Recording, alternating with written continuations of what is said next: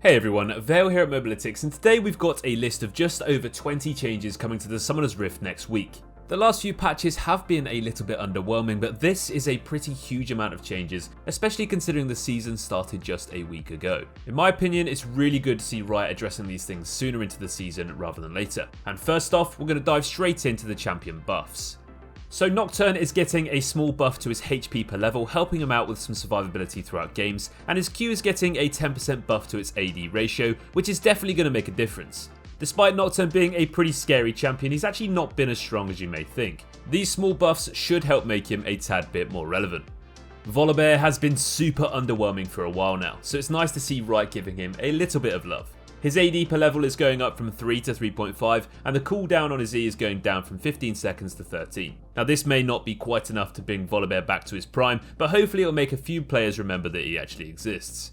Yasuo and Yone both got hit a little bit hard by the Immortal Shield bow nerfs. Personally, it felt like they were still very strong in the right hands, but apparently not strong enough.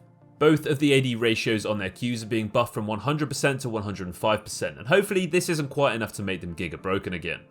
Veigar is one of the most frustrating champions in the game to play against, and when he's in my games he always seems to carry, but apparently he isn't as strong as Riot would like. Veigar's Q cooldown is getting a pretty substantial buff considering just how much damage it does. It's going down by 1 second at every level, and at max rank it's only a 4-second cooldown. Veigar's also going to gain 3 stacks of his passive, which means a permanent 3 ability power when he kills any large minions or monsters with his Q. Out of all of the changes on this list, this one is the one that does worry me. Veigar has never felt weak, and these minor changes might be enough to just push him over the edge.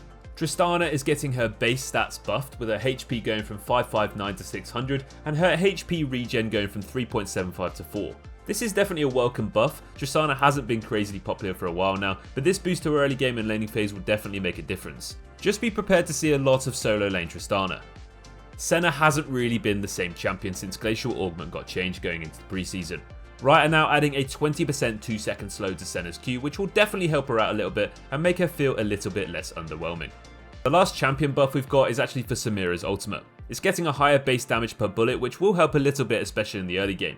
Its AD ratio and scaling aren't changing though, as it's just 5 damage per bullet per ultimate rank. This is not going to make Samira god tier, but it should give her a better chance of taking out her enemies in those early 2v2s. Moving on to the nerfs. Shen is up first, and he's been having a riot this patch after every other top laner was mourning the loss of those teleport ganks. Shen's been performing pretty well across the board for a while, so it's kind of expected to see a slight nerf. Shen's Q damage is going down by 1% per rank. Now this is definitely going to make a bit of an impact, but it shouldn't take anything away from all of those strengths that Shen has at the moment. Talon has been dominating the jungle ever since he has been allowed to do so. Talon's clear times are just way too quick, and his map mobility is still super difficult to play against. Talon's getting yet another nerf to his W damage to monsters. In patch 11.24b, they nerfed it from 150% to 130%, and now it's going down again to 105%. Hopefully this will make Talon a little bit less oppressive and far less prioritized. Qiyana has been having so much fun in the Rift recently. From being a super contested jungle pick to popping off in the mid lane, this champion is really difficult to deal with when she gets a lead, just due to the nature of her kit and playstyle. One of the most difficult things about playing against Qiyana though is her grass element Q. Riot are nerfing the grass zone duration from 3.5 to 3 seconds, and this will definitely help slow down Qiyana's ability to just spam it and sit in that stealth while she waits for her cooldowns. Qiyana's HP regen is also going down to 6 from 7.5, which will impact her sustain and early laning by a pretty substantial amount. Lulu has been seriously contested so far this season, with everyone enjoying playing all of the hyper carries. Lulu's W is probably her most potent spell, as it can either buff her teammates or polymorph her enemies. It's getting an increased cooldown of 1 second at every rank. Zed is also getting a nerf, which is kind of interesting as the champion's win rate really isn't as high as the ban rate suggests. Zed's R base damage is going from 100% base ED to 65%, which is pretty significant if you ask me. Okay, well that's the champion buffs and nerfs out of the way. Now we're going to talk about the champion adjustments. Tahm Kench, Janna and Rengar all have major changes coming in next week. Tahm Kench has been an absolute nightmare to play against in that top lane for a good amount of time now. Riot are trying to do a similar thing with what they did with Lucian and force him into the bottom lane. For me, this is a welcome change, and I enjoyed the game a lot more without top lane Tahm Kench in it. So what are they actually doing? Well, Tahm Kench's E is his annoying grey health shielding ability. They're nerfing the grey health by a huge amount, especially in those early levels, but keeping it as it is now if there are 2 or more nearby enemies, dead or alive. This is basically saying his E will be rubbish in top lane, but just as strong as it has been for ages in the bottom lane. They are also significantly buffing the shield Tarm gives his allies when he gobbles them up in his ultimate, and increasing its AP ratio. The ultimate also used to slow Tahm Kench when he consumed an ally, but now he actually gains 40% movement speed for 3 seconds. This is going to be a huge change and really make support Tahm Kench a big deal, especially when you also add his Q is now a 50% slow, up from a 40% one. All of these changes definitely show which direction Riot want to take this champion in, and for me it's a totally welcome update. What do you guys think? Will you miss that TK top carry, or are you happy it's going back to the bot lane? Janna is the next champion to talk about, and this is pretty much a huge rework overall. Her base movement speed is going up, which does compensate a little bit for the passive changes that only give her that 8% movement speed when she's moving towards her allies, instead of just 8% movement speed in general. They've also removed the part of her passive which makes Janna's auto attacks and W deal bonus magic damage based on her bonus movement speed. This is definitely going to impact those higher level players who can really abuse Janna's W and auto attacks to poke down and harass her enemies, especially when factoring these base attack range nerf too. But it probably won't make a crazy amount of difference to the majority of Janna players. Janna's Q is receiving a faster travel time, which will be awesome in matchups like Leona, where it will make interrupting that Zenith Blade easier. Its minimum and maximum range and mana cost are also getting slight buffs too, which should definitely help make a difference.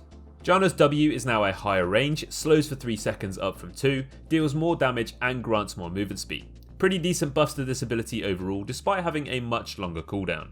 Janna's E also got some changes too. It's now on a lower cooldown, the shield lasts for longer, and crowd controlling an enemy champion with a spell reduces the cooldown of the shield by 20%. Impairing an enemy champion's movement also grants 20% healing and shielding power for 5 seconds, which is going to be awesome when combined with Janna's itemization and the ultimate buff too, as now the ultimate healing tick rate is going from 0.5 seconds to 0.25 seconds. They have nerfed the AP ratio and shielding amount on her E though, which will affect the tendency for early AP items and bring down the impact of a fully stacked Magi Soul Stealer down a little bit. Overall, these changes look really positive, and first they kind of look like a bit of a nerf, but now with a few tweaks and adjustments look like they're going to just modernise this champion and bring her up to speed a little bit. It'll be interesting to see just how Janna performs with these changes and how much difference they make to her popularity as well. The last adjustment is the new Rengar change, which I actually made a video for a few weeks ago when the change was first introduced. It was originally thought that it would go live in patch 12.1, but it's coming out next week in 12.2 instead. Rengar is now going to be able to leap from the camouflage zones in the Chemtech map. This is going to be a pretty damn strong change in this specific scenario, but Rengar is still so dependent on those different Dragon Souls. He is super less impactful on the maps without brushes, and it's a shame he relies so much on this RNG to be either under or overwhelming. Maybe Riot will one day introduce Dragon Soul information on Champion Select to add another element to the draft, but who knows. For now, it's going to be hit or miss. Keep your eyes peeled for Senna Rengar bot lanes too, as Senna's E counts as a camouflage. We could definitely see some Senna Rengar Iverns on the same team, and if it's combined with a Chemtech map, good luck. Next up, we've got a few item buffs. So Lich Bane is now getting 15 ability haste. Its Spellblade damage is getting a 75% base AD reduction, but a 10% AP ratio buff. The main exciting thing about this change though is the cooldown is going from 2.5 seconds to 1.5 seconds, which is going to mean you can use it several times in one rotation. This is going to be a huge buff to certain champions that can build this item, and we definitely see a soar in popularity with this item when it goes live. Rylai's Crystal Scepter has been a little bit underwhelming for a while, and there's not really been too much reason to build it, but now the cost is being reduced by 400 gold and the health is going up. It could be a really great choice on AP bruisers, especially as part of your earlier itemization. It is getting its AP nerfed by 15 though, just to compensate. Finally, we've got a few system nerfs. Lethal Tempo is getting another hit this time, getting nerfed until level 9 and then buffed in the later stages. These scaling changes make a lot more sense, and hopefully the early Lethal Tempo nonsense is just about gone from the game. The OP Dragon Souls are getting hit pretty hard again too. Hextech Souls damage is coming down a notch, which will definitely make a difference and keep Infernal in that top spot when it comes to extra damage. Chemtech Soul has probably been the most OP out of the bunch, and this is receiving yet another nerf. The bleed out time is down to 3 seconds from 4, and the base and bonus health is also being brought down too. Chemtech Terrain is also getting a hit. The out of combat recamouflage timer is going to be 2.5 seconds up from 1.5 seconds, which will make it a little bit less disgusting. You also won't automatically enter camouflage when you go into those zones, and instead it will respect that 2.5 second timer. Well, that's going to bring us to the end of this 12.2 patch preview video. This is the first time we've done a video like this, so if you enjoyed our rundown, let us know and we'll start doing these more often for you all. Thanks again for watching, and we'll see you guys in the next video. I've been your host Vale here at Mobalytics, and as always, take care.